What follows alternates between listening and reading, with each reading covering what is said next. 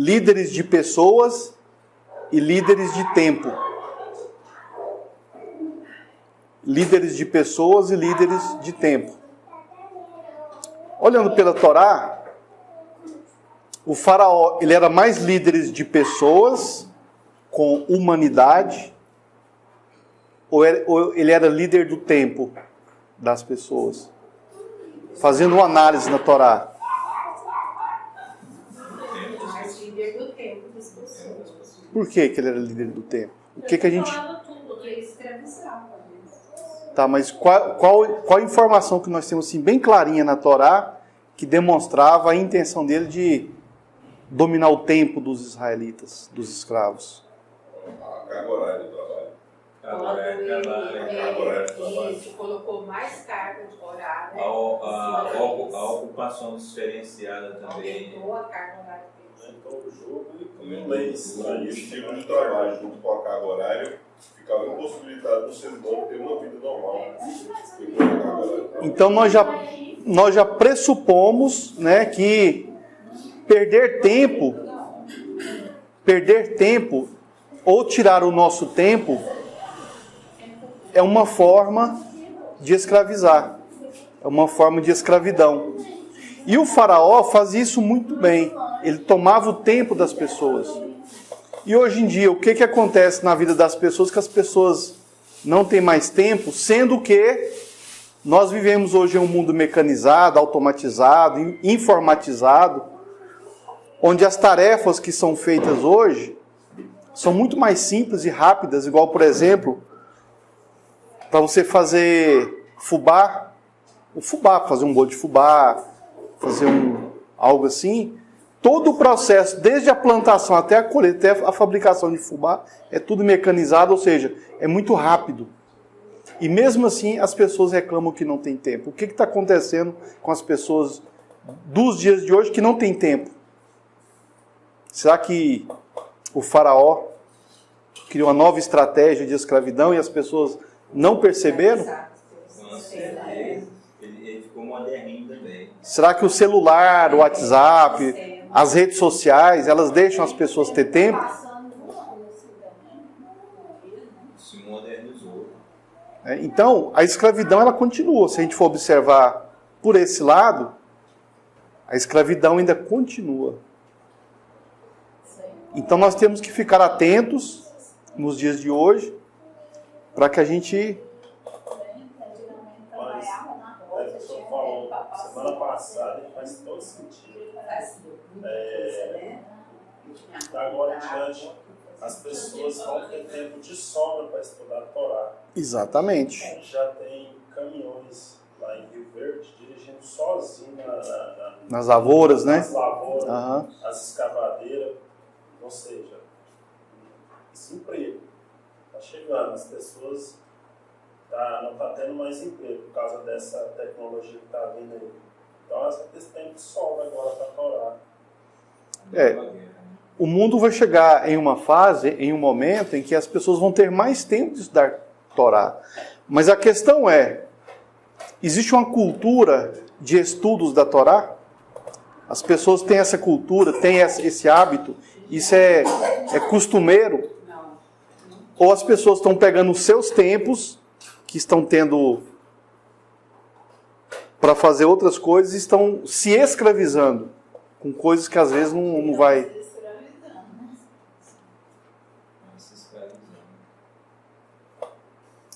Agora, a Torá, ela traz alguns remédios para isso, ela traz algumas soluções para resolver essa questão. E claramente na Torá, no final dessa paraxá, vocês vão chegar a essa conclusão, o quanto isso é claro, o quanto isso é simples. E a gente vai pegar o que aconteceu no Egito para a gente poder chegar nessa conclusão. Baruch Hashem? Então, líderes de pessoas e líderes de tempo. Então, Moshe Rabbeinu, Moshe, nosso pai, ele representa o líder de pessoas. E o faraó representa o líder de tempo. E você tem que analisar em qual desses dois tipos de líder você está mais inserido. Tanto de você como seu próprio líder, como os líderes nas hierarquias que o próprio Eterno coloca diante de nós. Qual dos tipos de líder você está submetido? Então a gente vai pegar agora de início Shemot, capítulo 14, do verso 13 ao 16. Aqui fala assim: E Moshe disse ao povo, olha, Moshe tentando dar uma ordem. Moshe tentando dar uma ordem. No verso 13: Não temais, fiquem calmos. Ele está falando com pessoas. Ele é líder de pessoas. Não temais, fiquem calmos e vejam a salvação de Yah, que ele nos mostrará hoje. Pois os Mitzrim, os egípcios, os quais vós ainda veem hoje, vós não os verei para sempre. Os egípcios que vocês veem hoje, vocês não verão mais. Verso 14. Yah pelejará por vós, e vós ficareis quietinhos. Quem vai pelejar por todos nós é Yah. Então Yah disse a Moshe: Por que tu chamas a mim para esta peleja? Olha só, Moshe começa dando uma ordem, e o Eterno: Pai, você está chamando a mim para essa luta? Porque Moshe falou no verso 14, fiquem tranquilos, israelitas. Yah pelejará por vós, e vós ficareis quietos, em descanso, em repouso. Mas quem vai lutar por vós é Yah. Então Yah disse a Moshe: Por que tu clamas a mim? Olha para o chão de orelha. Dize aos filhos de Israel para que eles possam seguir em frente e não fiquem quietos. 16. Mas levanta a tua vara, Moshe, levanta o teu governo, a tua autoridade, use a sua hierarquia, ó líder, e estende tua mão sobre o mar e divide-o, e os filhos de Israel passarão sobre o chão seco pelo meio do mar. Ou seja, Israel chegou na beira do mar de juncos, era muito fundo, muito profundo, o exército egípcio vinha logo atrás, e como que eles iam atravessar aquilo ali? Uns 4 a 5 milhões de pessoas, criança, velho, mulher, animal, como é que eles iam atravessar? De um lado o mar de juncos, do outro lado os exércitos do faraó. E aí? Aí Moshe chega e fala: vamos ficar aqui quietinhos, que o Eterno vai lutar por nós. Fiquem tranquilos, fiquem calmos, não se apavorem. Aí o Eterno fala assim: o quê? Você está mandando eles ficar quietos, ó líder que eu levantei. É isso mesmo? Mas eu vou te dar uma ordem. Eu não vou dar uma ordem para o povo. A ordem vai ter que passar por você. A ordem que você queria dar do seu eu é que eles ficassem quietos e eu lutasse. Mas por que eu levantei um líder? Por que eu crio as hierarquias? Com medo do rio, com medo do exército faraó ao mesmo tempo. Se correr o bicho pega, se ficar o bicho come. E o Eterno vai dar aquele puxão de orelha em Moshe. E fala: Moshe, usa a autoridade que eu te dei. Estende a tua mão sobre o mar e divide-o. Como assim dividir o mar?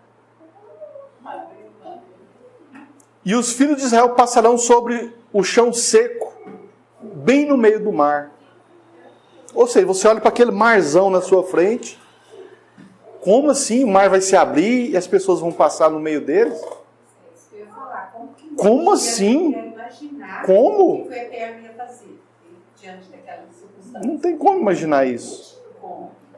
Moshe fez aquilo que era mais... Alguma coisa iria acontecer. Agora o que eu não sei. Mesmo assim, o puxão de orelha veio. Porque no momento dele usar a autoridade dele, a hierarquia a qual ele foi chamado, ele manda todo mundo ficar quieto. No momento em que não era para ficar quieto. O que isso significa? Isso significa que o líder hierárquico levantado pelo Eterno, ele pode sim tomar uma decisão errada. Mas em seguida, o próprio Criador vai esclarecer pelo que é para ele fazer e ele vai mudar a opinião e vai mudar o comando. Isso significa que o Eterno não erra, mas o homem pode errar. O homem pode errar. Mas isso não tira a prudência. Isso não tira a autoridade de Moshe. Não tira. A gente quer um líder perfeito, que resolve tudo, que sabe tudo, que tem resposta para tudo, que faz tudo por nós. Enquanto a gente fica ali, ó, quietinho, de boa, tranquilo, na rede, tomando um suquinho, né? Não viu, né? Não viu sim. E aí, como que nós somos imprudentes de ser assim?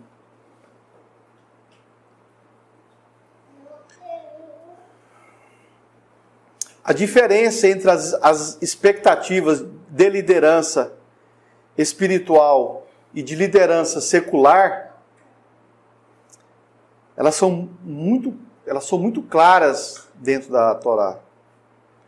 Liderança espiritual e liderança secular, a Torá consegue deixar muito claro as diferenças disso tudo. Aí eu pergunto, Moshe, na vida secular do povo de Israel, ele era uma liderança ou ele era um líder na vida espiritual do povo de Israel? E a vida secular de cada um? Quem que era o líder? Aí era cada um. Secular, a vida dia a dia, a sua vida. Cada um tinha que agir. Escutava as orientações e fazia a melhor. E tomava suas decisões. A maior colocação das suas decisões na vida. Mas quem cuidava da vida espiritual de todos eles? Moshe. Mas quem cuidava da própria vida? Cada um cuida da sua vida. Cada um cuida da sua vida. Se a pessoa fizesse errado, o padre era ele, né? A própria, Se ele aplicasse bem, cada um responde por si. Agora você imagina uma pessoa que responde por si própria, sem ela ter uma orientação espiritual. Está vendo por que o Eterno colocou Moshe para liderar o povo de Israel? Porque a liderança espiritual, ela orienta na vida secular. Não é que o líder espiritual, ele é responsável, ele é dono da vida secular de cada um. Isso é o sistema que cria. Mas pela Torá não é assim que funciona. Baruch Hashem cuida de tudo, inclusive do dinheiro, né? como você vai administrar, Tudo. você tem que A dar. questão Do relacionamento, né? de relacionamento, casal. Como você vai fazer ou não. Às vezes Sim, até- tudo eles põem a mão no meio, tudo eles querem às vezes até- dominar tudo. Mas é A porque criação dos filhos também. quando domina tudo, fica mais fácil de pôr a mão no dinheiro. Fica mais fácil de você ter poder. Que tudo que você falar, as pessoas vão acatar. Cria uma dependência. O líder israelita, não é assim que funciona. A felicidade de Israel foi ter um líder como Moshe. A salvação de Israel estava vinculada a Moshe. A salvação de todo Israel estava vinculada a Moshe. Ele era um líder assim, ele é equivalente a todo o povo. Ele era equivalente a toda a nação de Israel. Moshe sozinho como líder espiritual, ele era equivalente a todos. Ou seja, o que acontecia, o que se dava com Moshe Rabbeinu, acontecia com todas as outras pessoas. Isso é um princípio espiritual da Torá. A maneira que o líder vive, as coisas que o líder vive, as coisas que ele passa, todo o povo também vai passar. Todo o povo vai passar. Essa parte legal, a gente chegar nela ainda, a gente vê isso na igreja também, e tem gente muito assim, né? Sim. Por que o judeu tradicional, religioso, ele tem um certo cuidado com o rabino? Por que eles criam cercas em volta do rabino? Por que eles protegem o rabino? Por que eles cuidam dos líderes? Porque eles tentam, a todo custo, e eles sabem que o que acontece com os líderes vai ser reproduzido no povo. Se o líder ele está bem cuidado, o povo vai ser bem cuidado. Tudo que acontece na liderança vai refletir com o povo. Por isso que o judaísmo tradicional, eles cuidam dos seus líderes. Muito bem dos seus líderes. E os líderes, e esses líderes, eles não ficam atrás do dinheiro. Eles não ficam atrás da fortuna, do ouro, da prata. Eles não ficam atrás dessas coisas de ninguém. É, porque automaticamente se ele faz a coisa certa, o trabalho dele até não vai desamparar ele. Não desampara, mas o povo mas quem cuida dele é o povo. O povo cuida por gratidão e reconhecimento, né? Gratidão e reconhecimento. E se o líder não estiver andando bem com a ideia, não estiver fazendo coisas erradas, também vai repercutir, né? Repercute. Por isso que o líder tem que ter as orelhas bem firmes para não ser arrancada, né? A hora que levar um puxão, ela continuar na cabeça. Quem falou que o líder não pode ter as orelhas puxadas? Quem falou que o líder não pode ser repreendido? Quem falou que o líder não pode ser criticado? Quem falou que o líder ele não pode ser chamado, você está errado, você cometeu um erro? Quem falou que o líder não pode passar por isso? Quem diz que o líder é dono da razão e é dono da verdade? Tudo ele é especialista. Quem foi que falou isso? Nós acabamos de ver o Eterno puxando a orelha de Moshe Rabbeinu. Vocês sabem quem foi Moshe Rabbeinu? O líder de Israel. O homem que ouviu os anciões, o homem que ouviu Itro, o seu sogro. Não é assim que está na Torá? Itro foi lá e deu o conselho para ele? O líder, ele não é o rei da verdade, o rei da razão, não. Mas quando o líder, ele é bem administrado pelo povo, o que acontece com ele vai refletir no povo. E o judaísmo sabe fazer isso muito bem. Muito bem. Eles cuidam, sem cuidar da vida pessoal, das particularidades do líder, eles cuidam dos seus líderes. Eles sabem fazer isso, com respeito dentro da Torá. Sem passar pela linha da particularidade do indivíduo, da família e etc. Eles sabem fazer isso. Então é muito comum quando um rabino muda para alguma região, ele é solteiro, ele nunca foi naquela região e não conhece ninguém. Tem até alguns filmes aí até interessante que fala sobre isso. Então quando ele muda para alguma região, quando ele chega lá já tem noiva para ele casar, já tem casa para ele morar, já tem tudo para ele simplesmente cuidar da vida espiritual das pessoas. E outra coisa, o líder, ele não é aquela pessoa que vai cuidar das suas particularidades, não, da sua vida pessoal, não. Vai se intrometendo na sua vida, não. O líder também não é para isso, não. Mas existem muitos e muitos casos de quando um rabino muda para uma região, Quando ele chega lá, ele tem a sinagoga pronta, a casa pronta e a mulher para ele casar. Estou dando isso como um exemplo básico. E eles prosperam, viu? Essas regiões prosperam, eles têm prosperidade. Baruch Hashem. A Torá, ela está enfatizando um fato ignorado, porém real. Moshe é equivalente a todo o povo de Israel. O líder é, de fato, equivalente a toda a sua nação. A dignidade do líder é considerada a dignidade de todo o povo. Então, se o povo não consegue cuidar da dignidade do líder, a indignidade vai tomar conta do povo. Pode esperar isso. Se ele não for digno, então todas as pessoas serão indignas. Se ele não for digno, então todo o povo será julgado indigno e punido por causa dele. Como explicamos na situação de Faraó ser o líder do templo e Moshe ser o líder das pessoas. Baruch Hashem.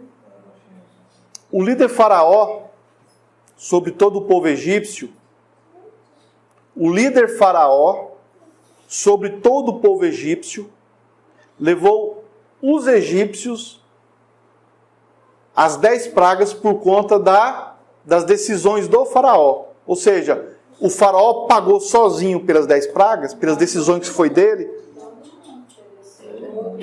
O que acontece com o líder, acontece com o povo. O que aconteceu com Moshe, aconteceu com todo Israel.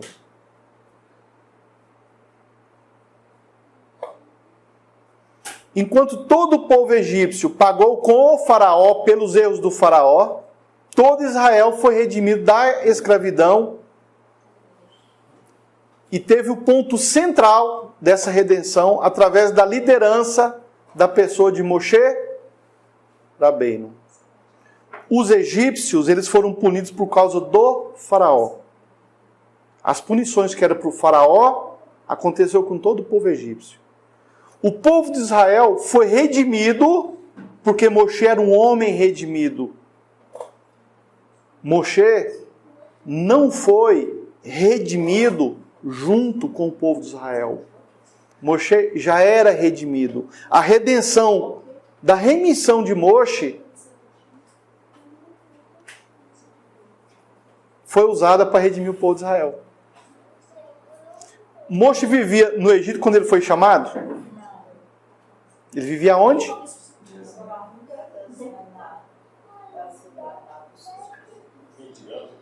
Midian. Ele fazia parte da escravidão egípcia ou ele era um homem livre? Um homem livre. Então Moshe, ele tinha nele o aspecto da redenção. Isso ele tinha nele.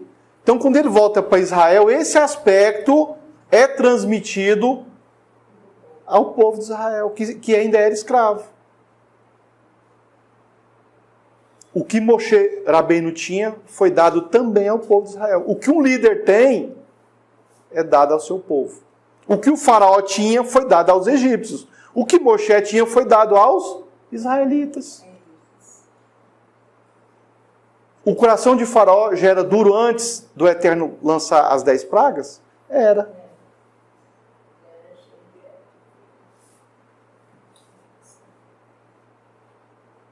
Então, irmão, nós temos que tomar muito cuidado com quem é nosso líder. E nós sabemos quem é o nosso líder. É o Mashiach. É lógico que ele vai criar as hierarquias dele, isso é óbvio. Mas o líder nosso é o Mashiach. Agora, os líderes que o Mashiach levanta, a gente tem que ficar com os olhos e as orelhas em pé. É lógico que a vida particular, pessoal, privada, a individualidade tem que ser respeitada. Baruch Hashem. Outro líder que podemos lembrar aqui é Abraham. ele influenciou centenas de pessoas em sua época, começando pela saída de sua terra natal, a saída da sua parentela, e muitos o seguiram, além de seu sobrinho Lote. Então, o que Abraão faz? Ele sai de Ur dos Caldeus, da Mesopotâmia. Muitas pessoas seguiram ele, inclusive Lote, o seu sobrinho. Todo mundo conhece essa história? Muitos seguiram. Muitos. Saiu caravanas de pessoas com ele. A história deles nos revela 2 tipos de liderança. O líder de si mesmo, que acaba liderando outros, e aquele que não consegue ser líder nem de si mesmo, que é o caso de Lote. Então, qual é a principal característica de um líder? Ele lidera ele mesmo. Ele não permite que as situações lideram ele. Por exemplo, imagina um líder que tem problema no casamento. O casamento dele vira a família, tudo cheio de problema. E ele é governado pelos problemas. Ele serve para liderar outras pessoas? Não. Mas e um líder que tem problema no casamento e ele não deixa os problemas governarem ele?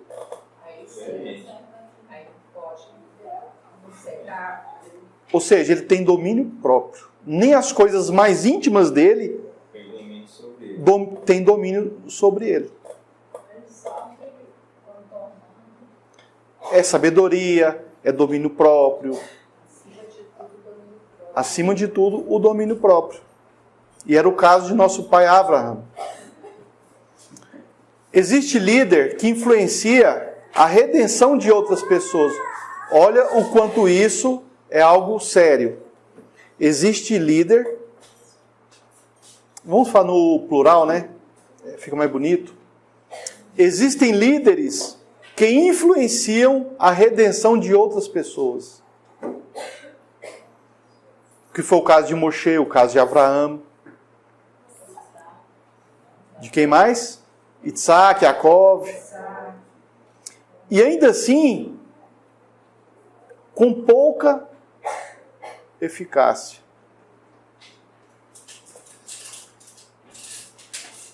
Existe líder que influencia a redenção de outras pessoas, e existe líder que apenas influencia a sua própria salvação. É só o umbigo dele que está na mira dele, né? Que é alvo dele. Então existem 2 tipos de líderes. Aquele que influencia na redenção de outras pessoas, além da própria. Moshe foi assim. Moshe, quando volta para o Egito para libertar Israel, ele já era redimido. Ele já era livre, ele já não era mais escravo. Ah, irmão, mas Moshe, ele foi criado como um príncipe, não é igual ao povo de Israel. Vamos analisar isso de uma forma mais profunda? Imagina uma pessoa deixar o conforto, a riqueza, o privilégio de ser um príncipe do Egito e largar tudo isso, abandonar tudo isso. Se abre toda a ciência para ir para o deserto. Então, irmãos, não adianta falar da escravidão que os... De tudo que passou lá, o pior era a reclamação. As murmurações. Então, Moshe, ele já era redimido. Porque ele podia ser um escravo da luxúria, dos prazeres, da riqueza, do privilégio, do poder. Os outros, eles eram escravos porque era escravo, era pobre, tinha que trabalhar, senão não comia. Mas ele não. Ele era totalmente desapegado. Maior do que todos os outros. Então ele era redimido. Isso era dele. Olha a diferença. Os outros, para deixar de ser escravo, teve que acontecer 10 pragas.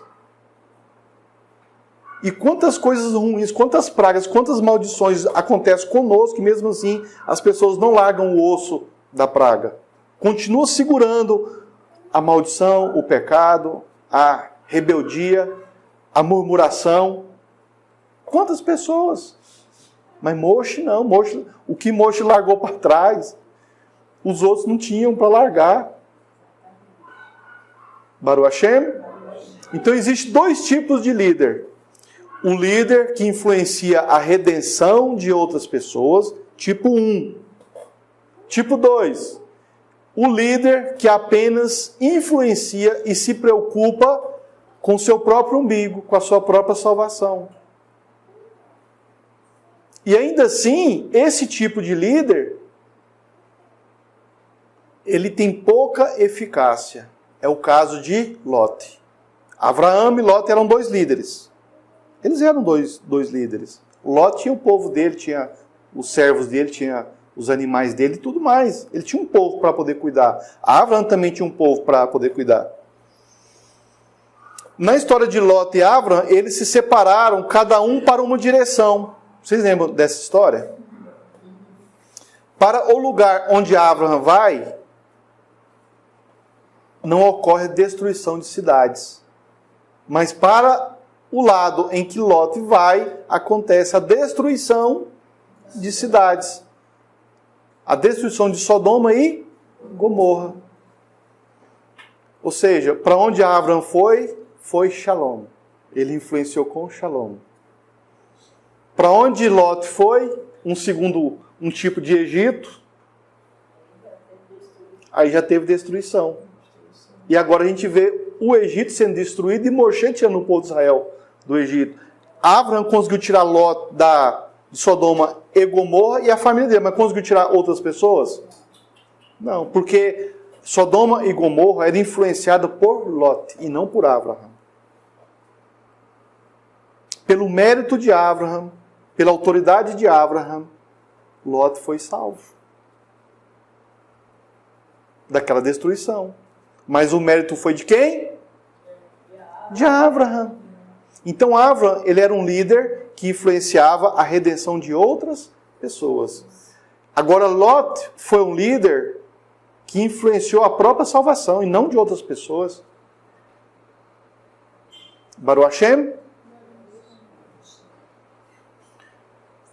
Os servos e parentes de Lot, na separação que teve com Abraão, o seguiram Lot. Quando se dividiram de Abraão, e quando Lot foge da destruição do fogo da sua cidade, somente ele e suas filhas são salvas, por interferência de Abraão. Mas todos os seus parentes e servos morreram em Sodoma e Gomorra. Todas aquelas pessoas que, na hora que eles decidiram se separar, eu vou para cá, você vai para cá, as pessoas que seguiram com Lot, morreram. Essa era a influência de Lot. Baruch Hashem.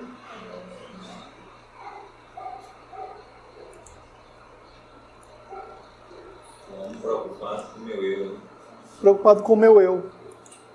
Então, a liderança de Abraão salva outras pessoas. Olha só, a liderança de Abraão, ela é usada para salvar outras pessoas. A liderança de Lot só salva ele e suas filhas. Ou seja, ela não influencia a vida de outras pessoas. Então essa é uma diferença muito clara de um líder e de outro tipo de líder. Tanto pessoa que ele tinha, por pouco que ele conseguiu salvar, né? E olha que ele foi para uma região mais próspera, com mais condições. Ele escolheu para onde ia. Mais pessoas. E enquanto não, para qualquer lugar que eu for, o Eterno. Pessoas que ele poderia ter bastante influência para salvar. Sim. Baruch Hashem.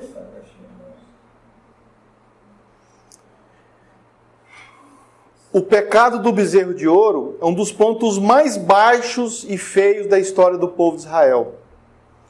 Mas nos revela algo, uma situação, onde muitos levantam-se para promover rebeliões contra líderes. Um dos problemas do pecado do bezerro de ouro é que as pessoas elas se levantaram para promover rebeliões, lachonará, contra líderes. O pecado do bezerro de ouro. O que esse pecado revelava? Somente a idolatria do povo de Israel? Não. Também a rebelião dos israelitas. Pessoas se levantando contra o líder. Pessoas se levantando contra o líder. Ou seja, pessoas se levantar contra o líder e a idolatria, elas caminham juntas. A pessoa guarda Shabat, usa tzitzi, kippah, não come nada impuro, mas levanta contra o líder. É equivalente. Está fazendo a mesma coisa. Semelhante ao pecado de feitiçaria. Faz tudo bonitinho. Mas usa a própria moral para ir contra líderes. Isso é uma feitiçaria. É uma idolatria, é uma rebelião. É semelhante ao pecado do bezerro de ouro. Então, saber lidar com o líder nos ensina uma coisa. Que até na hora de nós reclamarmos para o Eterno, a gente tem que saber reclamar para o Eterno. Irmão, então a gente pode reclamar para o Eterno? Podemos. Podemos e devemos. Mas você tem que ter reverência, respeito. Você tem que ter zelo. Reclamar não é acusar o outro. Imagina você acusar o Eterno pelos seus problemas que você causa com seus pecados. Nem sujegar também. Sim. Então, irmãos, existem certos pecados, existem certas situações que são semelhantes ao pecado do bezerro de ouro. Ir contra líder, ou ir contra líderes, é a mesma coisa, é idolatria. Mas agora, anteriormente, nós falamos que o líder tem que ter a orelha bem grudada na cabeça para que ela possa ser puxada.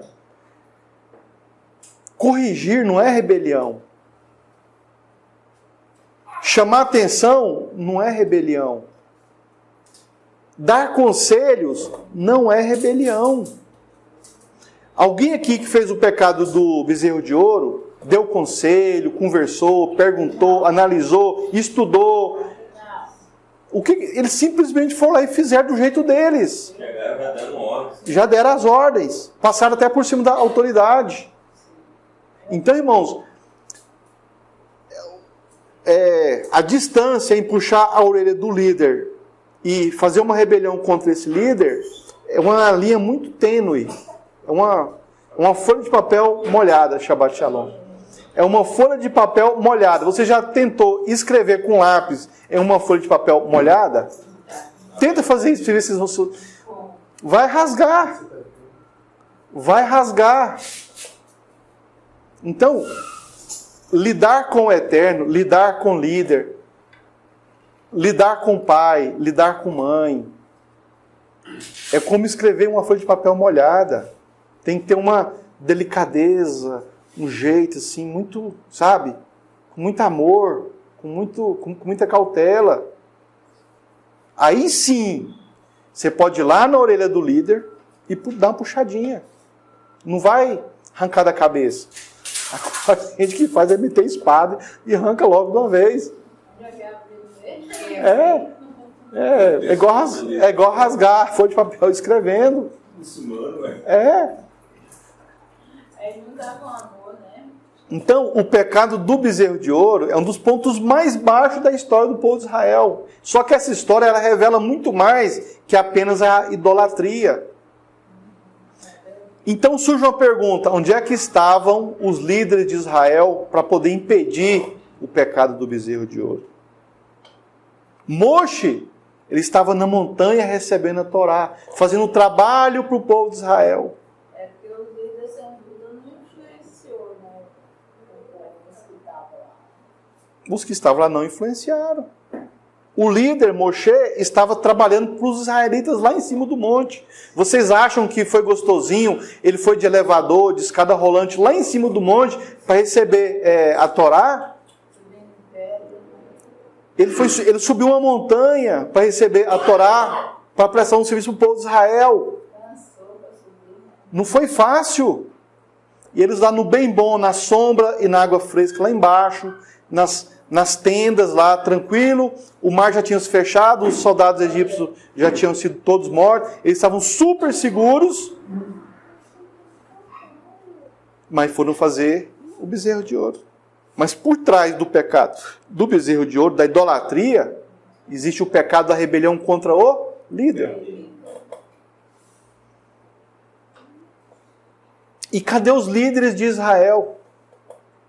E claramente, quando Moshe saía, toda vez que Moshe saía da presença das tribos, que ele tinha que fazer algo fora das tribos, Moshe sempre deixava algum líder avisado: ó, você está sendo responsável pelas tribos. Moshe não saía e não delegava funções, ele delegava funções. Mas aquele povo acostumado com liderança do faraó, eles não se acostumavam com a liderança israelita. Porque Moshe Não impunha.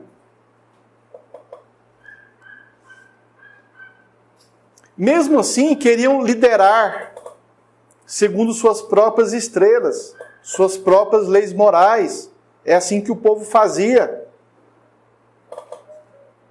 Moshe deixou Arão e Hur, filho de Caleb ben Yefuná. Quem que era Caleb? É aquele que entrou depois na Terra Prometida, junto com Yahushua ben-Nun. Então Moshe, quando ele subiu no monte para receber a Torá, ele deu autoridade para Arão e para Hur. Arão é irmão dele. Irmão dele. Arão e Hur, filho de Caleb. Eram homens justos dentro de Israel. E mesmo assim, esses dois homens justos, olha só, Moshe era um e conseguia de alguma maneira ter um tipo de autoridade. Agora, dois não conseguiu. O que esse Moshe tinha que ele conseguia e os outros que tinham muito mais autoridade, etc., jeito de ser, de fazer as coisas, muito mais técnicas, muito mais presença, não conseguiam. Qual era a diferença? Moshe não conseguia nem falar direito.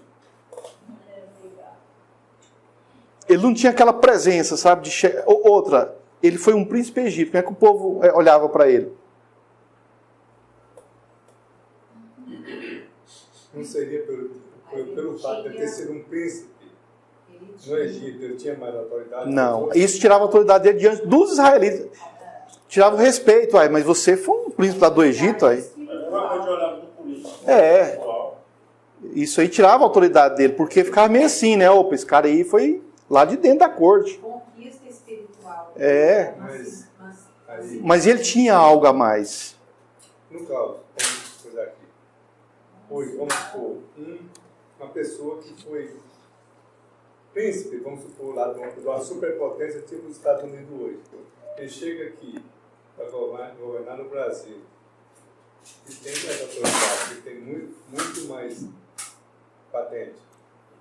não tem nada, porque as pessoas também acabam lá, né? Quanto mais político, mais desconfiança vai ter, né? Porque ele é do meio ali dos caras que fica ali por cima roubando, né? As pessoas podem até acusar ele como espião. Fica pior. Porque, Moshe é do lado dos egípcios. Agora você quer liderar nós, o povo de Israel? Que história que é essa? Não foi fácil para Moshe ser líder daquele povo. Não foi. E foram 10 pragas e mesmo assim saiu...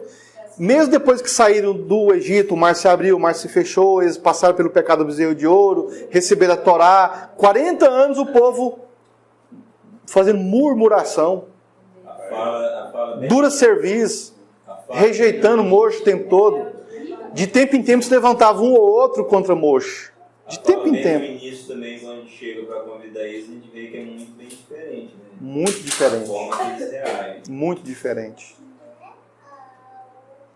Mesmo assim, Arão e Hur, filho de Caleb, não conseguiram impedir a rebelião dos israelitas, a idolatria, a construção do bezerro de ouro.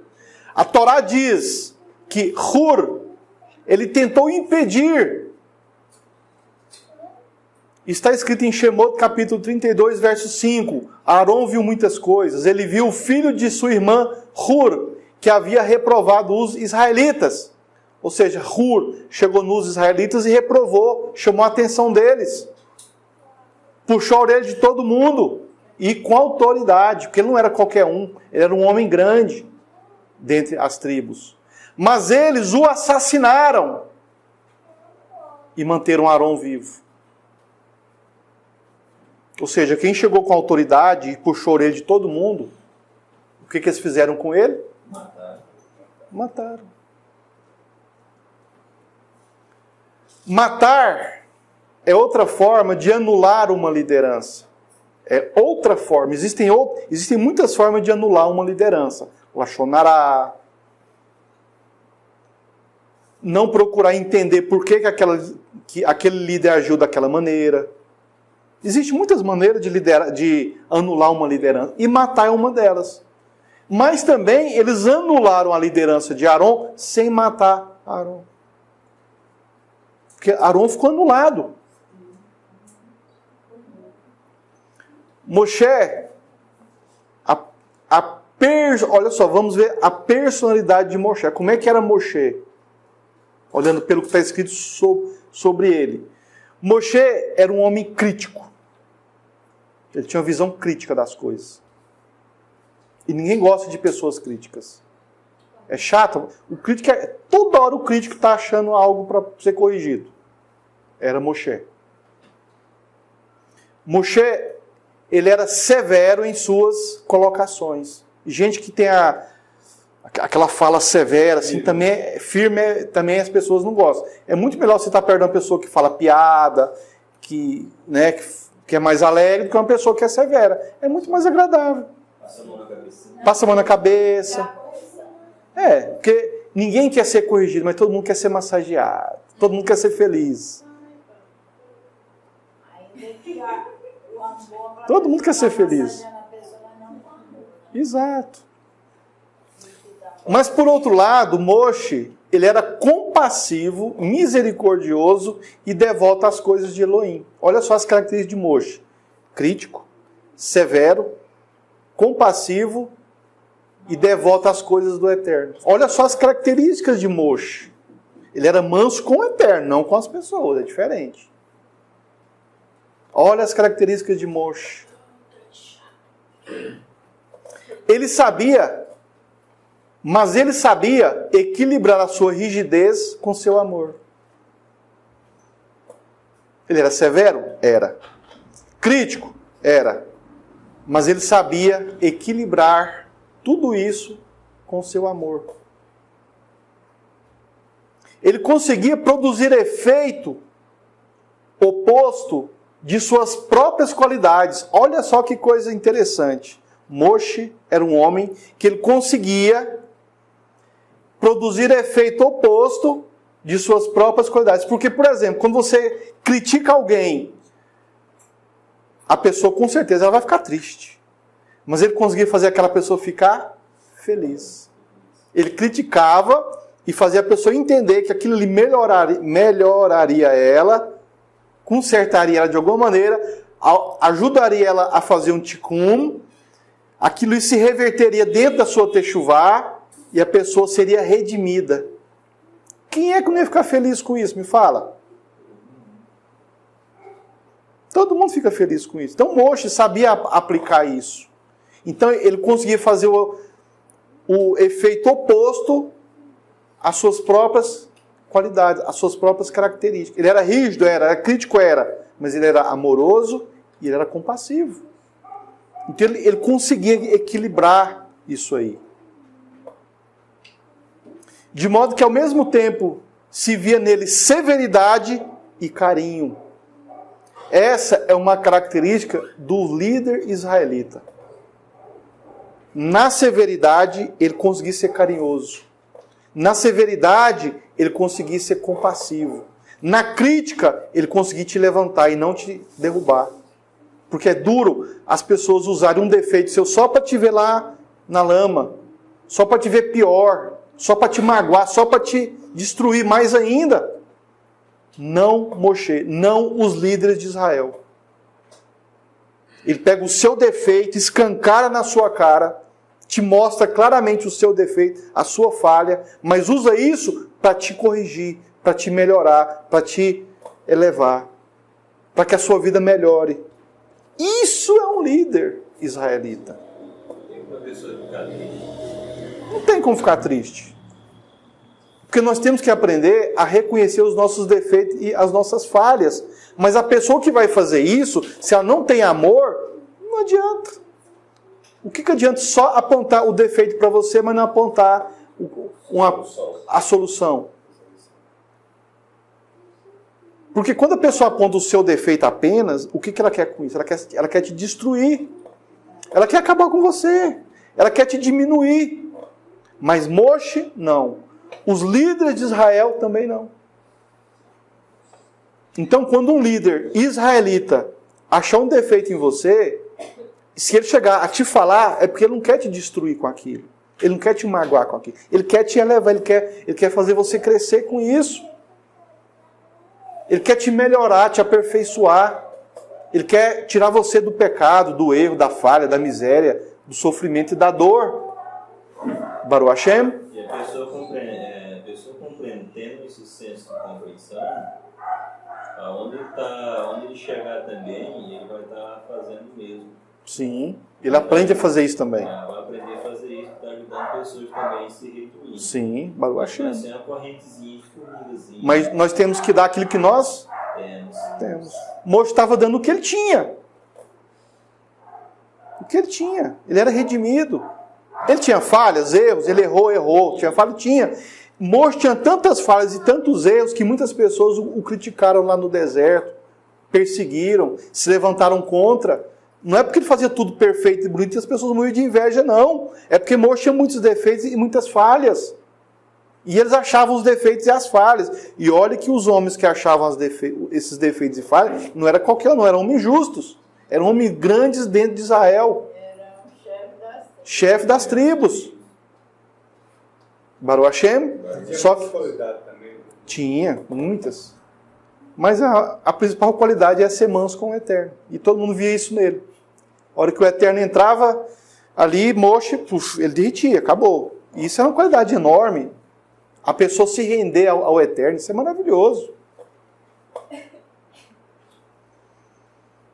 Voltando à saída de Israel do Egito, que é a nossa paraxá de hoje, né, nós estamos vendo o povo sair do Egito, nós temos a travessia do Mar de Junco, seguida da orientação de Elohim, para que eles não lutassem contra o exército egípcio.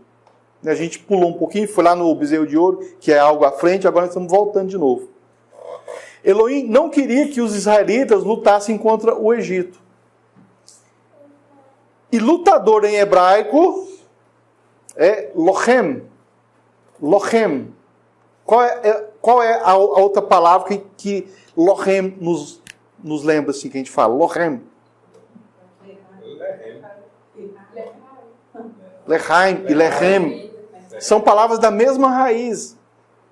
O Eterno não queria que o povo de Israel, lochem, fossem lutadores contra os egípcios.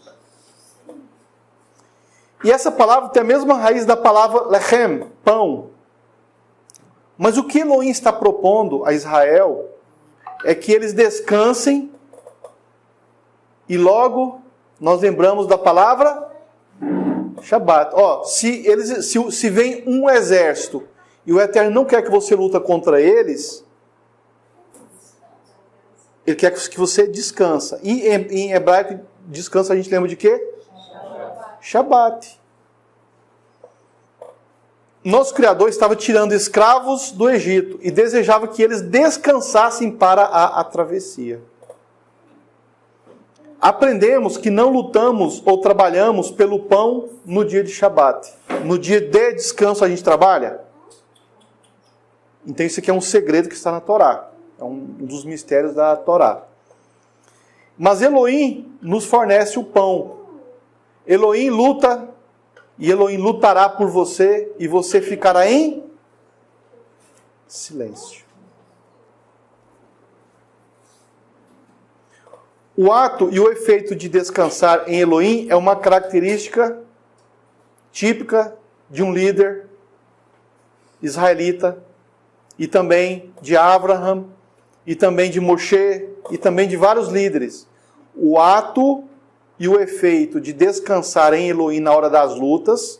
Então, quando você vê um líder e ele está lá cheio de pepino, lá, cheio de problema, e mesmo assim você vê ele descansando no Eterno e não descansando dos problemas, mas no eterno, não é você ignorar, fingir que o problema não existe, não é isso.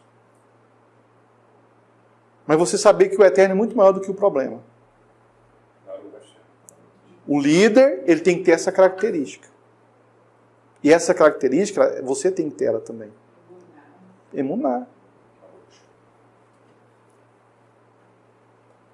E Yeshayahu, ele fala isso.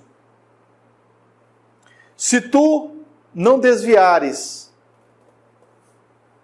teu próprio pé do Shabat, do descanso, de fazer teu próprio prazer no meu dia Kadosh, e chamares ao Shabat um deleite, o dia Kadosh de Yah, honorável, e o honrares não fazendo seus próprios alachot, nem encontrando teu próprio prazer, nem falando tuas próprias palavras, então te deleitarás a ti mesmo em Yah. Então te deleitará tu mesmo em Yah.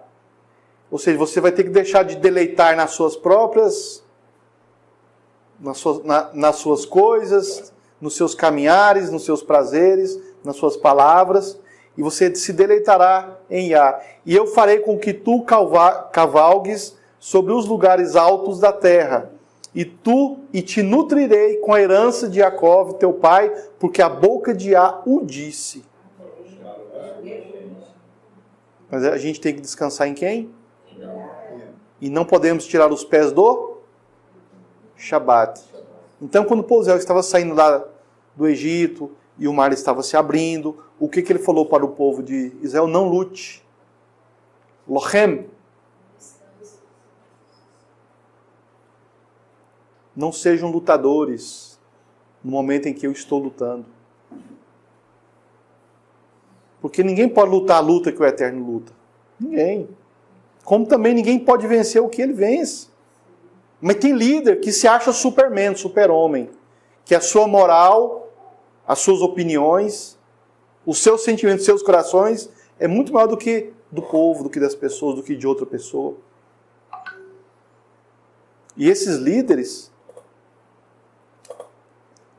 são perigosíssimos. É o líder do tempo. Baruch Hashem. Pensa até que o maior que o eterno. Mas esses pensam que são, porque esse é o pensamento deles, né? Quando vai contra as escrituras. Mas o que eles esperam com isso? O estrelismo, né? Porque se eles conseguem vencer grandes coisas, eles ficam abrilhantados, né? Todo mundo vai olhar para eles.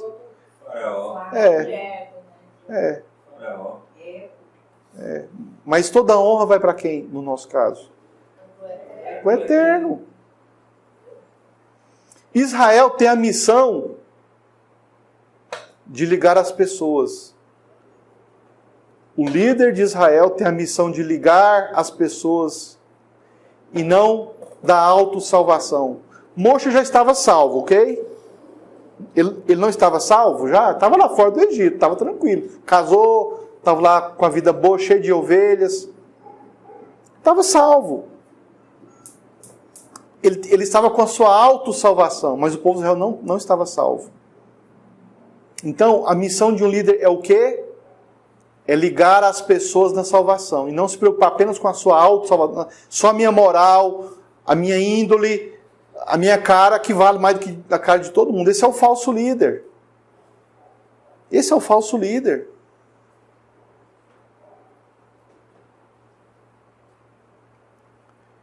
Israel tem a missão de ligar as pessoas na salvação e nem na própria autossalvação, que é o egoísmo. Por isso, Elohim nos dá a Torá, Shabat e Mashiach. Irmãos, a Torá é algo maravilhoso. O Shabat é maravilhoso. Mashiach nem se fala.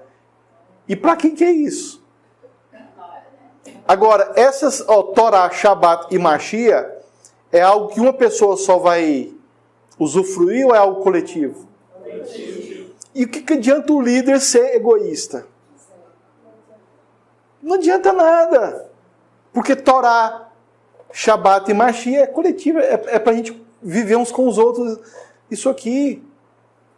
E os líderes e as pessoas que se levantam contra líderes, elas são contra isso aqui.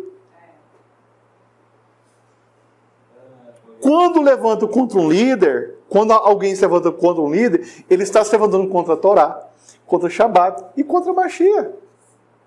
Trazendo só maldição para a vida dele. Só maldição.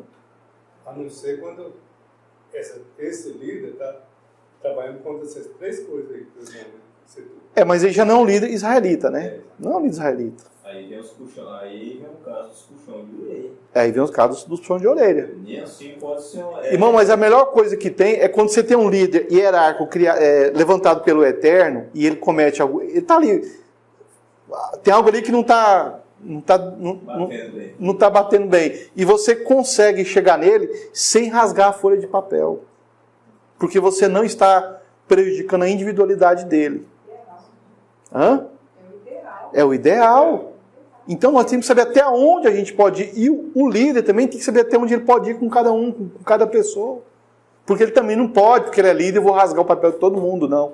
Cada um é um papel molhado e algo tem que ser escrito ali. Agora, se rasgar, aí é problema. Então, é muito sensível isso aí. Exige muito amor, muita sensibilidade. Porque quando você vai com amor, com respeito, você não vai rasgar o papel do outro, você não vai fazer isso. Mas quando a pessoa quer ir para destruir, ela não está nem aí, ela rasga mesmo. Pode ser o papel seco, ela rasga. Não está nem aí. E na questão de rasgar o papel, não estamos indo na qualidade de servos, né? Não servos fiéis. Estamos fazendo um trabalho contra o próprio Criador. Moshe, o líder de Israel, estava em um cenário terrível diante de seus olhos e diante dos olhos de todos que o seguiam.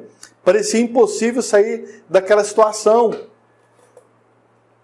Eles estavam saindo do Egito, o mar estava fechado, estava normal, e o exército do faraó vinha atrás. Olha que situação terrível. E parecia impossível sair daquela situação. E agora, Moshe, todo mundo ficava olhando para Moshe. Ei, Moshe, você não vai resolver isso aí não? Foi você que trouxe a gente até aqui. Resolve, dá um jeito aí. A gente vai voltar a ser escravo dos egípcios. Agora, pior ainda, a gente era fugitivo. Dá um jeito, Moshe. Moshe levou o povo até o mar de juncos. E atrás deles e dele veio o faraó e seu grande exército. Israel estava encurralado, sem armas, mulheres e crianças por todo lado. E agora eles confiaram em Moshe. Está vendo? Por que foi confiar em Moshe? E Moshe, por decreto elohímico, fala para não lutarem contra os egípcios. Ficou doido de ver isso, Moshe. Isso é o cúmulo da inocência. É claro que nós vamos defender as nossas mulheres, vamos lutar contra os egípcios. Mas Moshe está falando que não é para fazer isso. É claro que a única opção era lutar, mas Moshe diz não. O que o líder disse? Não. Mas o que o cenário incitava o povo, inspirava o povo a fazer? Ou você pula no mar ou você luta. Tem duas opções. Mas confiar no líder era a coisa mais difícil que tinha, era confiar no líder. Imagina, Ou vai morrer no mar ou vai... ninguém sabia que o mar ia se abrir, né? Ninguém sabia que o mar ia se abrir. E agora a gente está aqui na mão desse tal de Moshe. Está vendo esse príncipe egípcio? Agora trouxe nós aqui pro faraó, né? Que tipo de líder é esse? Sabemos que o mundo luta contra a Torá. Nós sabemos que o mundo luta contra o quê? A Torá. A Torá que promove o Shabat. E aquele que guarda o Shabat é considerado como se tivesse guardado toda a Torá. Fica claro o porquê a luta do mundo secular e a escravidão egípcia era tão contra a Torá e o Shabat.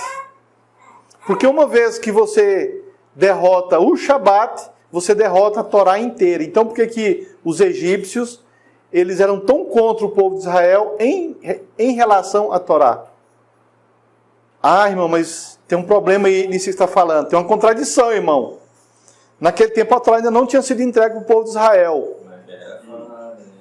Isso é contradição? Não. Ou a Torá já vinha via oral? Mas o próprio Egito trabalhava severamente contra isso aí.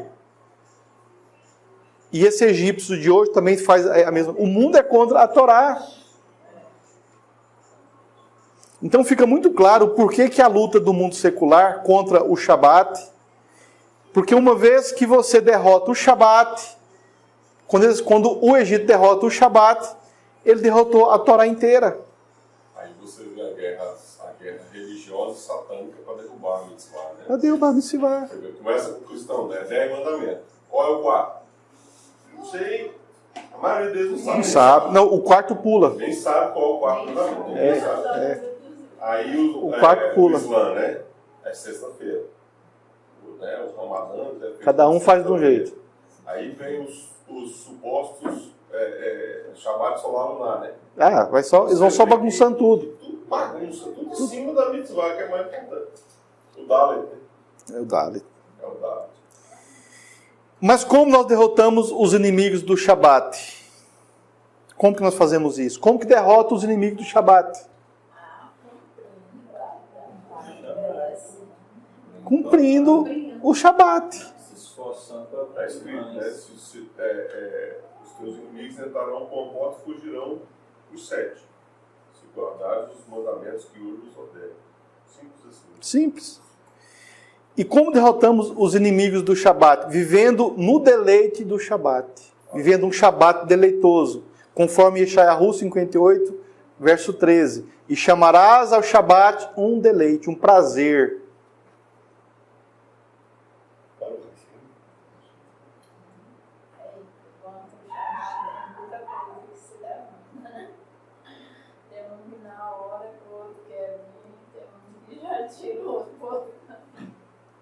É desse jeito. Hoje ela não dá muita vontade, mas aí o outro liga, não, nós vai pro shopping. Toda hora tem uma... toda hora... Esse modelo. Toda hora tem algo para impedir. E chamarás ao Shabat um deleite. E qual o significado das palavras? E você deve chamar o Shabat? O que significa que você deve chamar o Shabat um deleite? O que significa isso? Mas o que significa que você deve chamar o Shabat? O que a Torá quer dizer com isso? O que o Eterno, através de Yeshayahu, capítulo 58, verso 13, quer dizer e que você deve chamar o Shabat? Shabat ele não tinha Busca levado dia e explica tudo. Errado Odi.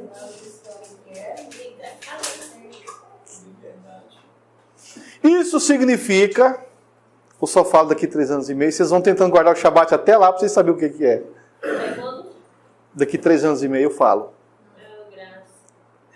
Pode ser daqui 3 anos e meio? Tem um ano para falar. O Shabat é tão importante que Shabat é importante, que aí a gente não... E Adam, não, voltando lá.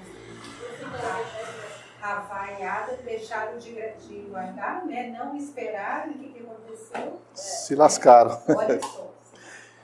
Isso significa que você deve convidar o Shabat. O Shabat tem que ser convidado. O que significa que você deve chamar o Shabat? Significa que você deve convidá-lo, como se convida um visitante para a sua casa. O Shabat, no 7º dia, tem que ser chamado. E tem que ser chamado de Kadosh. Vaikra, capítulo 23, verso 2. Essa era a natureza de Moshe, a natureza de Abraham. Eles se apegavam à kadoshidade do dia. Shabat, para ser Shabat, se você não se apegar com carinho, com zelo, com amor, com relacionamento com o Shabat, você não está guardando o Shabat. Ah, irmão, mas eu não trabalhei, eu não vendi, eu não comprei, eu não carreguei peso, eu não varri, eu não limpei, eu não lavei, eu não passei, eu não cozinhei, não peguei madeira. Não. Esses são os enfeites do Shabat. O verdadeiro Shabat é aquele que você, por amor, por prazer, por zelo, você se relaciona com o Shabat. O Shabat é um dia de você se relacionar com o nosso Criador. E ele faz isso através do Shabat, do descanso. E essa era a natureza de Moshe, a natureza de Abraham, porque no dia a dia eles se relacionavam com o Criador. Eles se apegavam à kadoshidade do dia. Eles se apegavam à kadoshidade do primeiro dia da semana, do segundo, do terceiro, quarto, quinto, sexto, mas quando chegava no sétimo dia, eles convidavam o descanso. E o Eterno falou para o povo de Israel, não lutem, eu sou o seu descanso. Eu abro o mar, eu faço os milagres. O Shabat é um dia de milagre. O próprio Shabat é um milagre. O Shabat sozinho, olha só, presta atenção nisso aqui. O Shabat sozinho, não vou falar não. Vocês não estão preparados. Não, vocês não estão preparados, não.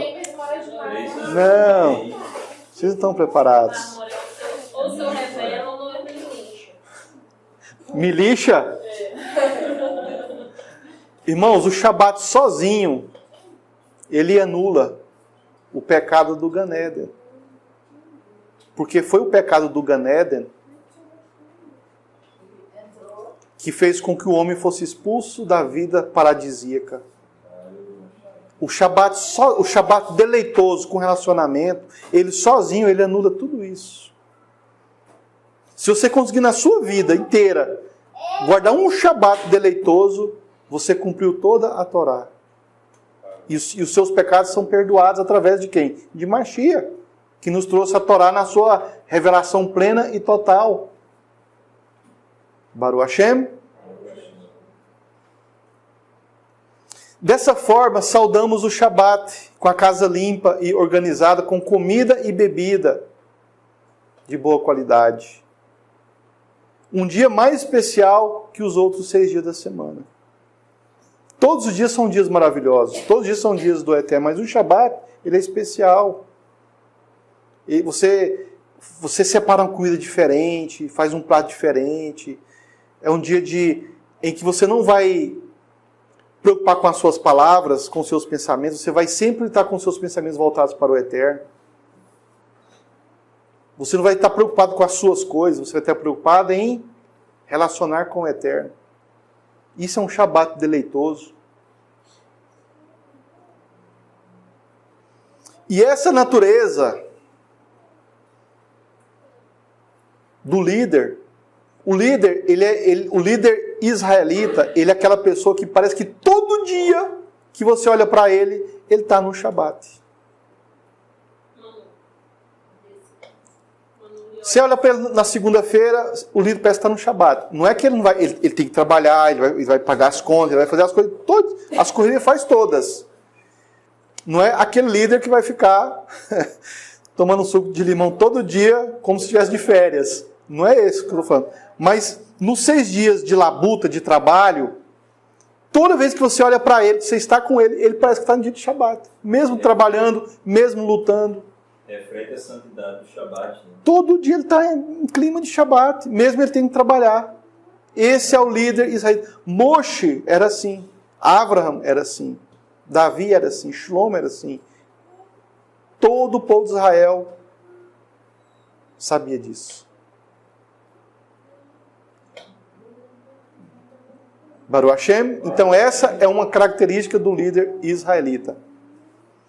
E essa natureza de um líder reflete seu dom de levar o povo para o descanso. Se o líder ele não te leva para o descanso, ele não coloca na sua vida o descanso, qualquer dia da semana, qualquer época do ano, ele não está no clima de líder israelita. Não está vivendo o que ele fala. Né? Não. E ele também não te influencia. Porque ele tem que te dar aquilo que ele tem. Moshe já era redimido antes do povo de Israel sair do Egito. Moshe já tinha sido. E ele trouxe isso para o povo de Israel. Ele era uma pessoa influente, ele tem que passar influência. Ele tem que transmitir. Exatamente. Se ele não tem essa influência na vida dele, ele não transmite para os outros. Ele também, se ele não tem para ele, como é que ele vai dar para os outros? Agora, como é que faz com os rebeldes? Como é que faz com Lachonará? Como é que faz com os de moral mais bonitinha do que a moral dos outros? Fica tudo bagunçado. Esses não vai agradar nunca. Nunca. Então, essa natureza de um líder reflete seu dom de levar o povo para o descanso, qualquer dia da semana. Descanso físico, espiritual e psicológico. Então, um líder israelita, você tem que experimentar nele, em algum momento da sua vida, descanso. Imagina você estar com algum problema, com alguma situação, e você leva aquilo ao seu líder, e através de uma conversa, porque a fé vem pelo ouvir, e ouvir a palavra de Yah, e através daquilo ali, você entra em um estado de descanso. Antes você estava aflito, estava cheio de problema, estava tudo difícil, não tinha saída, o mar estava fechado e os soldados do faraó vinham atrás de você. Não tinha solução. Mas quando você está com o líder Moshe, ele fala o quê? Não lute, não seja um lutador, descanse. Então o líder te leva para o descanso, Shabat. Quantas vezes um líder, com poucas palavras, tira alguém de um estado emocional ruim? Quantas vezes que um líder israelita, com poucas palavras, ele consegue tirar alguém de um estado emocional ruim para uma situação boa e confortável, mesmo que aquela pessoa ainda tenha aquelas lutas e aqueles problemas? Moshe Rabbeinu estava encurralado entre o mar e os egípcios, assim como todo Israel que havia seguido ele. E agora, Moshe?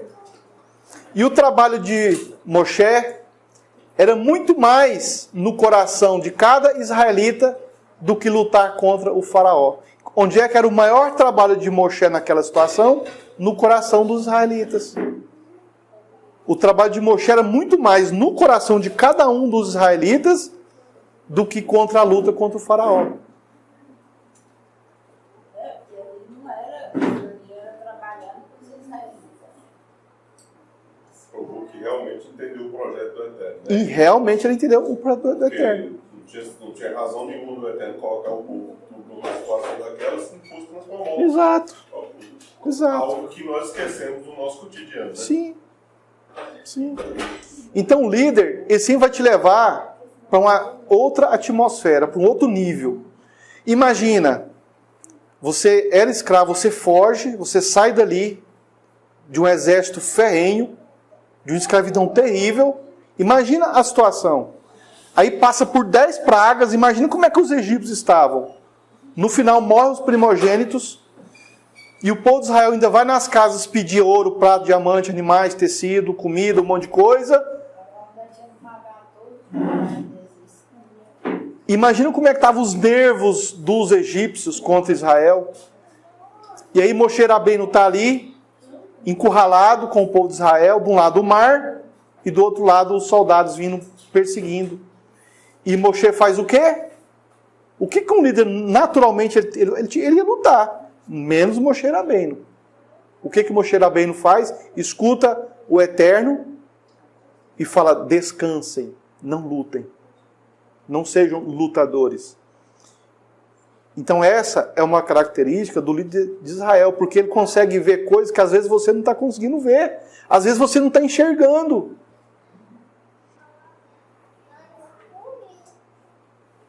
E ele te consegue colocar em um nível em que os problemas serão resolvidos. O problema de Israel não foi resolvido? Foi resolvido. E olha que foi resolvido mesmo. Nunca mais Israel foi escravo do Egito. Nunca mais. Bem resolvido. Bem resolvido. Mas a teimosia levou o povo de Israel a ser escravo de outros povos. Teimosia, olha só. A teimosia. O trabalho de Moshe era muito mais no coração de cada israelita do que lutar contra o faraó. E esse trabalho não costuma dar ibope ao líder. Você trabalhar o coração das pessoas, em vez de você lutar contra o faraó, imagina o tanto que o ibope de Moshe ia subir se ele lutasse contra o faraó e vencesse. Ia lá em cima. Mas esse era o objetivo dele? Era o intuito? Não. O líder quer ser estrelinha, quer ficar bem na foto. O líder até faz a paraxá faltando um dente. O dente quebrou. Tá nem aí. A paraxá é paraxá. Hã? Também está com o dente quebrado. Castanha quebrou o dente. Vai com dente. Hã? O bom líder está preocupado em reparar as brechas. Lógico. Não é arrumar o dente. Está preocupado em transmitir a paraxá. O dente quebrado depois arruma. E esse trabalho não costuma dar ibope ao líder. Muito pelo contrário, o indivíduo que teve seu coração influenciado pelo líder, raramente reconhecerá assim. É muito comum o líder trabalhar o coração das pessoas, a pessoa vai passar pelos problemas, vai vencer, vai superar, e depois a pessoa nem lembra que foi um conselho de um líder que fez com que ela saísse daquela situação.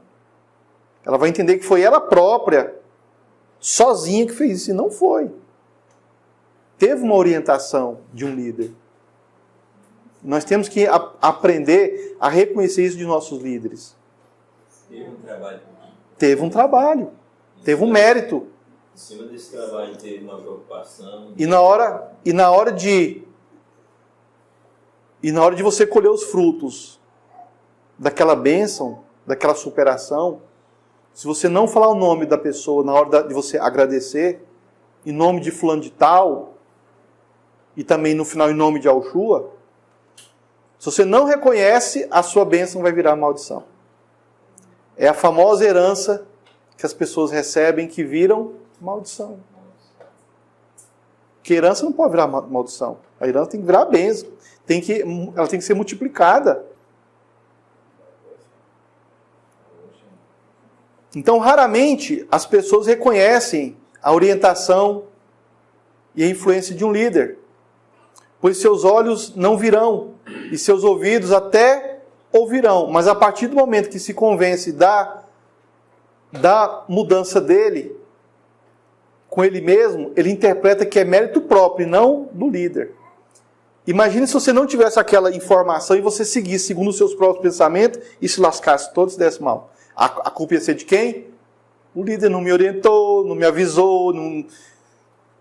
Mas quando o líder te orienta e te avisa e você se dá bem, você nem lembra do líder. Mas se fracassar, a culpa é do líder.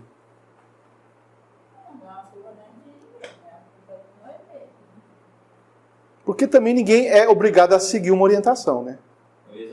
É uma orientação. Se a pessoa quer seguir, amém. Se não quer, não segue. Se a pessoa não quer melhorar a orientação também, isso também. O líder fala.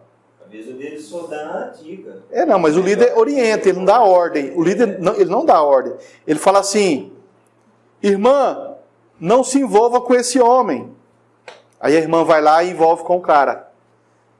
E tema que vai dar tudo certo. Isso aí vai dar problema. Aí a pessoa vai lá e mete o pé na jaca. E depois se ferra toda.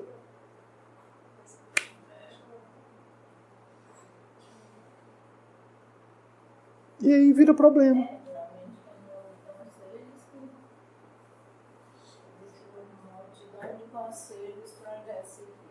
Sim. Baruch Hashem.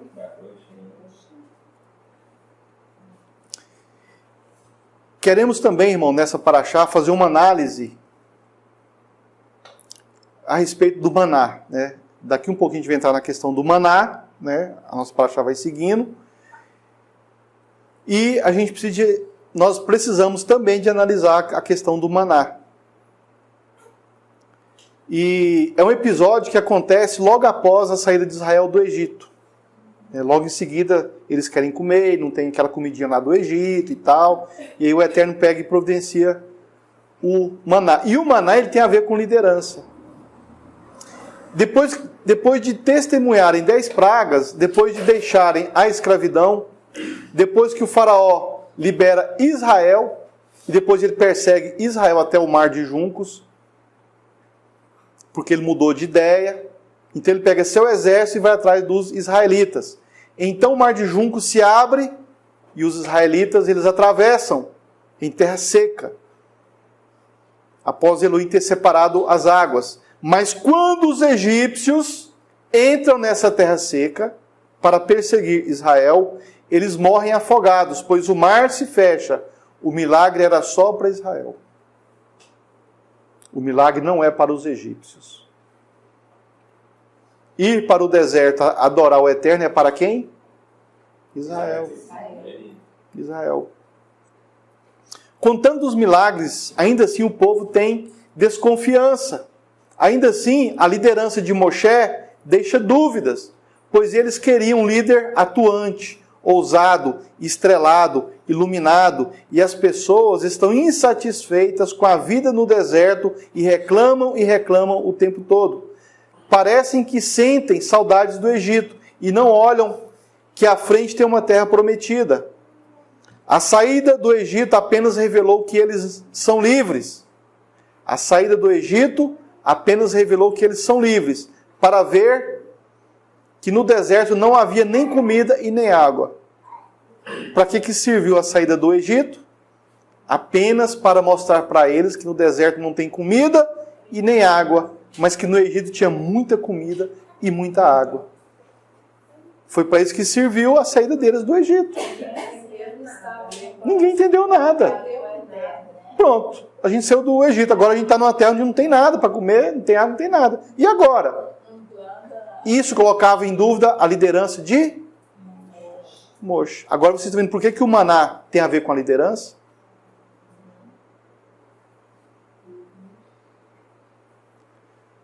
Baruch Hashem. E as reclamações continuam. E eles lembram da comida que comiam no Egito, como escravos. Moshe era o grande vilão dos problemas deles.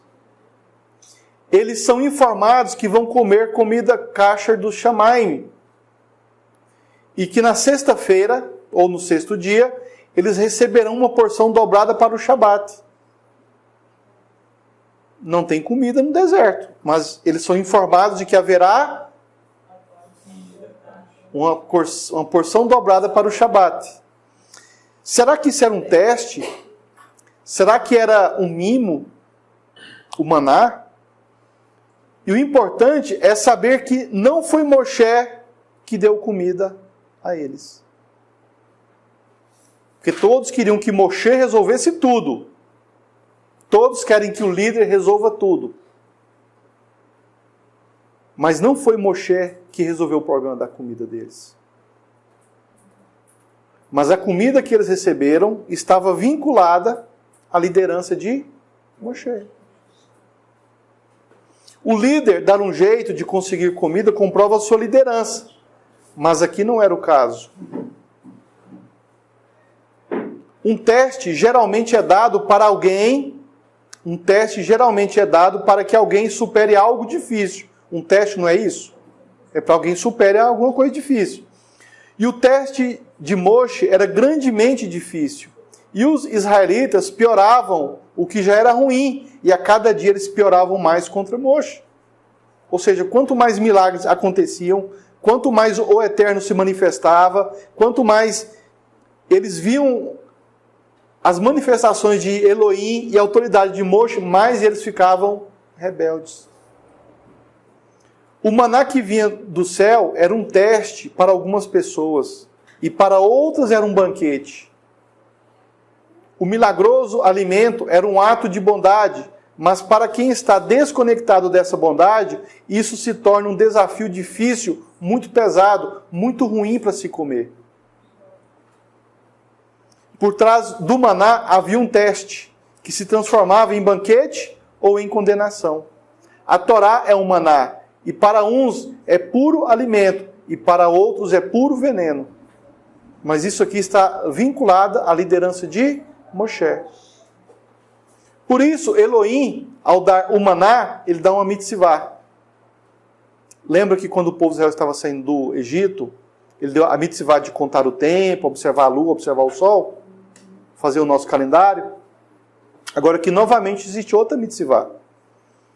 Então, quando, ao dar o maná, Elohim dá uma nova mitzvah, para que eles não coletassem uma dupla quantidade durante os 6 dias da semana. Isso é a mitzvah. Mas no 6º dia, eles deveriam coletar uma porção dobrada.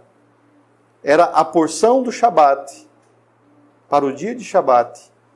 essa porção seria dobrada, para que ninguém coletasse maná no dia de Shabat, para que eles descansassem.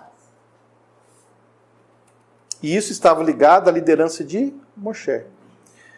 O teste do maná durante os 6 dias da semana significa que devemos confiar em Elohim. O teste do maná durante os 6 dias, você só colher aquilo que você vai comer naquele dia, significa que devemos confiar em Elohim todos os dias. Mas no Shabat, a confiança tem que ser em dobro. Baruch Hashem. Um líder consegue seguir Elohim sem se colocar no lugar de Elohim. Um líder, ele consegue seguir Elohim sem se colocar no lugar de Elohim.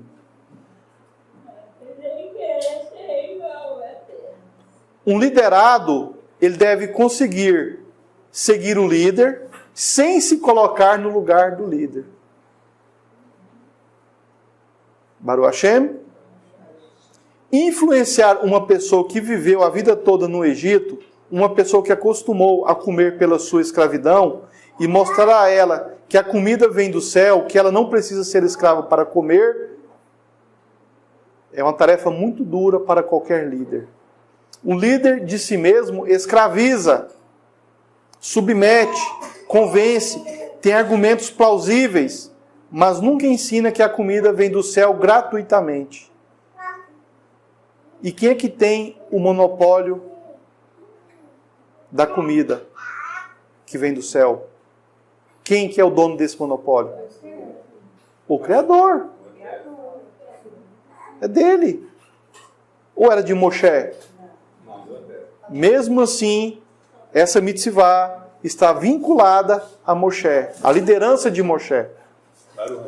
Israel foi lançado no deserto dos desertos.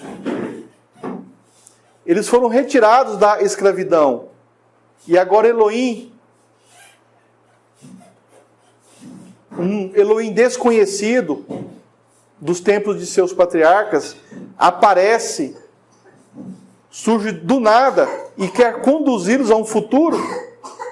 Esse era um Elohim estranho, que Yah era estranho ao povo de Israel naquela fase, que agora queria fornecer um alimento estranho, diferente do Egito, que estavam acostumados. Isso era difícil de engolir. Será que esse Elohim poderia, e ele proveria comida todos os dias de fato? Ou isso era um teste? E será que eles seguiriam a Yah, tendo apenas comida para o hoje e nada para o amanhã? Porque no Egito eles estavam acostumados aos 7 anos de vaca gorda, onde tudo era armazenado. Mas ali não, ali era comida para o dia. E isso era desafiador. Um terror comparado à fartura egípcia. Esse era um teste de fé e obediência. Era um teste onde o próprio Elohim colocava a liderança de Moshe em dúvida. Não que esse fosse o propósito, mas era como os recém-ex-escravos pensavam. O tempo todo eles achavam que o Eterno estava colocando Moshe em dúvida. Tudo que o Eterno fazia, a culpa era de Moshe. As decisões do Eterno, as contradições, as improbabilidades, tudo era responsabilidade de Moshe.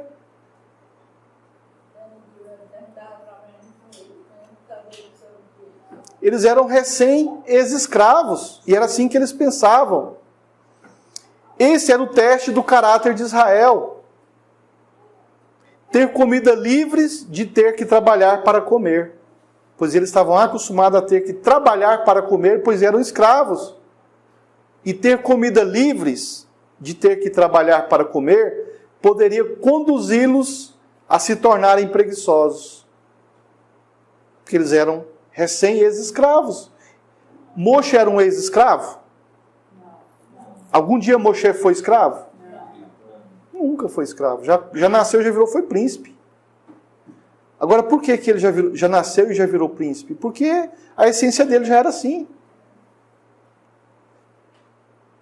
O fato é que temos que acordar todos os dias e agradecer por abrir os olhos e viver mais um dia. Você não tem estoque de acordar nos dias seguintes que virão à sua vida. Você não tem esse estoque. Esse estoque não te pertence. O futuro não está estocado para você, como a comida estava no egípcio. Então todo dia você tem que acordar e agradecer por você poder abrir os olhos, por você poder atravessar um dia, uma noite.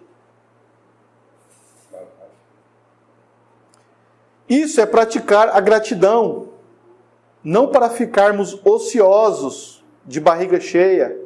É preciso então realizar todos os dias o Avodá Elohim. Ser escravo no Egito é saber que para comer no outro dia teria que fabricar tijolos. Não ter que trabalhar para conseguir comida deveria criar uma outra consciência. Os israelitas livres da escravidão poderiam usar seu tempo para estudar a Torá. Agora que eles tinham o tempo em suas mãos e não mais eram escravos do líder do tempo, que é o faraó. Eles eram senhores de seu próprio tempo. Baruch Hashem. Por isso, a humanidade vem criando máquinas para economizar tempo, e isso era o que o faraó mais rejeitava, a liberação do tempo para o povo de Israel. O maná foi um presente de Elohim para que Israel tivesse tempo para ele, o Kadosh. Isso está ligado à liderança de Moshe. E será que nós devolvemos a Elohim o tempo que recebemos pela liberdade? Será que a gente consegue devolver ao Eterno o tempo que nós recebemos pela liberdade que Ele nos proporcionou? E por isso nós falamos, toda vez que a gente entrega as nossas macerotas, as nossas décimas, as nossas ofertas, como é que nós agradecemos toda a Rabaiá por ter me tirado do Egito? Ou seja, eu estou pegando o meu tempo que o Eterno me deu, porque eu não sou mais escravo do líder do tempo que é o faraó. Eu não sou mais, eu sou um livre. E eu agradeço o Eterno por ter me tirado do Egito. E como que eu faço isso? Apresentando as minhas décimas e as minhas ofertas e reconhecendo que o meu alimento, que o meu maná, porque décima e oferta é uma espécie de maná, ele provém do Eterno. Eu estou reconhecendo isso. Então eu não vou desviar o meu maná como imposto para o faraó, ou para adorar os ídolos do faraó ou o próprio faraó. Eu não vou usar minhas décimas para adorar no Egito, eu vou usar as minhas décimas e ofertas para adorar no deserto. E para adorar quem? Aquele que me libertou do Egito. Então nós dizemos, toda Rabaiá por ter me tirado do Egito. O maná simbolizava o sustento da liberdade. E não precisamos fabricar tijolos. E o faraó considerava o tempo ocioso de Israel o tempo que tiramos para servir Elohim como escravos. E isso era improvável. Mas livres nós devolvemos o maná aos céus, pois recebemos dos céus. Então, quando nós cumprimos as décimas e as ofertas, o que a gente está fazendo? Estamos devolvendo o maná dos céus, porque nós recebemos do céu. O que nosso é nosso? Nada. Então nós estamos reconhecendo Elohim através das nossas ofertas e através de nossas décimas. E era o que o faraó não queria. Por isso que a primeira coisa que Moshe fala para o faraó, deixa o meu povo ir sacrificar ao Eterno lá no deserto. Essa não é a primeira reivindicação? E as 10 pragas não acontecem porque o faraó impedia isso? Então, gratidão. Nós temos que ter gratidão. E os líderes de Israel, eles invocam o povo, eles conduzem o povo a simplesmente isso. E se o líder ele não é meritório de usufruir das décimas, porque foi para isso que Levi foi separado como sacerdócio, então não faz sentido Israel ter líder nenhum. E o líder melhor seria o faraó. E Moshe não era um bom líder. Baruch Hashem. Então nós temos que aprender a reconhecer, a identificar um líder israelita. E a rejeitar líder estilo faraó. A liderança de Faraó. A liderança de faraó tem que ser rejeitada. Ah, irmão, mas eu sou meu próprio líder. Se eu fui liberto do Egito é porque eu sou meu próprio líder. O Eterno colocou hierarquias. Tem que ter uma redação. O que seria de Israel se não fosse a liderança de Moshe Rabbeinu? Todos estavam ainda continuando como egípcios. E de geração em geração. E o próprio Mashiach falou. Eu vou, mas eu vou levantar. Mas vocês farão coisas maiores do que as minhas. O Mashiach foi o maior líder, não foi? E o que ele levantou, afinal de contas? Muitos Moshe Rabbeinu. Muitos Moshe Rabbeinu. Se fosse um caso que a liderança de Moshe não tivesse uma influência, lá no deserto, eu acredito que não existiria. Não existiria. Ainda bem que muitos Moshe foram e são levantados o tempo todo. Baruch Hashem por isso.